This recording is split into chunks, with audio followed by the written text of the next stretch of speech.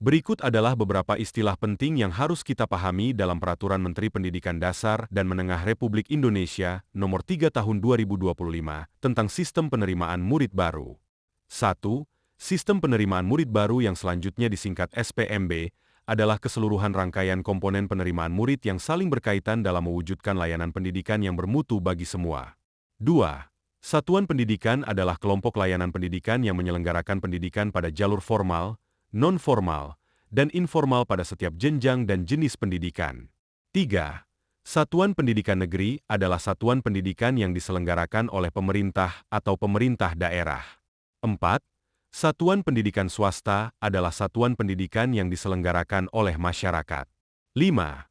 Pendidikan formal adalah jalur pendidikan terstruktur yang terdiri atas pendidikan dasar, pendidikan menengah, dan pendidikan tinggi. 6.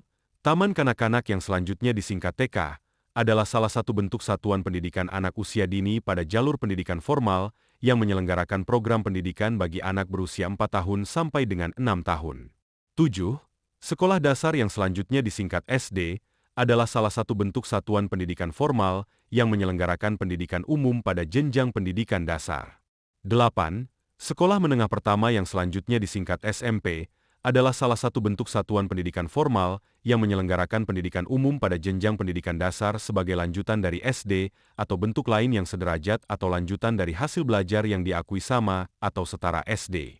9. Sekolah menengah atas yang selanjutnya disingkat SMA adalah salah satu bentuk satuan pendidikan formal yang menyelenggarakan pendidikan umum pada jenjang pendidikan menengah sebagai lanjutan dari SMP atau bentuk lain yang sederajat atau lanjutan dari hasil belajar yang diakui sama atau setara SMP. 10.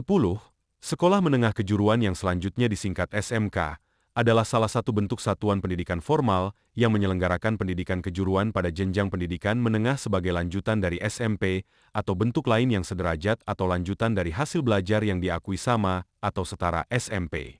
11. Aplikasi data pokok pendidikan yang selanjutnya disingkat aplikasi Dapodik adalah suatu aplikasi pendataan yang dikelola oleh kementerian yang digunakan untuk mengumpulkan dan memeriksa data satuan pendidikan, murid, pendidik dan tenaga kependidikan, sumber daya pendidikan, substansi pendidikan, dan capaian pendidikan yang diperbaharui secara daring. 12. Pemerintah pusat adalah Presiden Republik Indonesia yang memegang kekuasaan pemerintahan negara Republik Indonesia yang dibantu oleh Wakil Presiden dan Menteri sebagaimana dimaksud dalam Undang-Undang Dasar Negara Republik Indonesia tahun 1945. 13.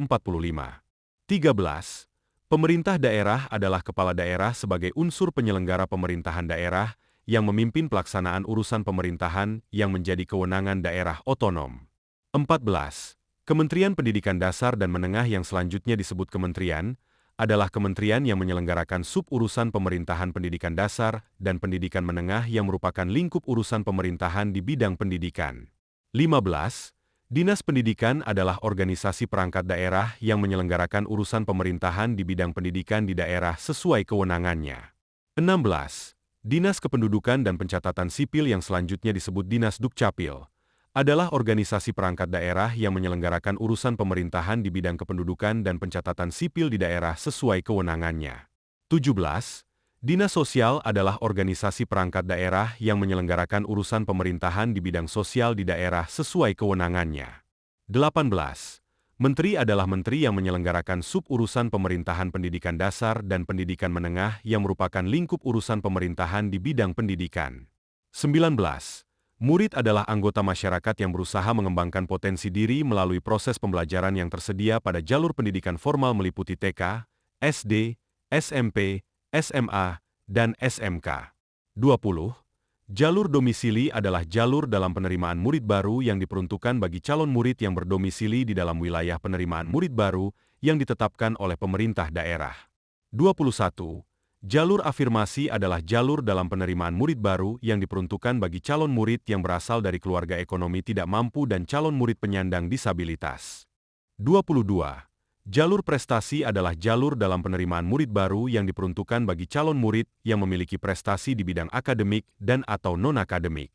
23. Jalur mutasi adalah jalur dalam penerimaan murid baru yang diperuntukkan bagi calon murid yang berpindah domisili, karena perpindahan tugas dari orang tua atau wali, dan bagi anak guru yang mendaftar di satuan pendidikan tempat orang tua mengajar.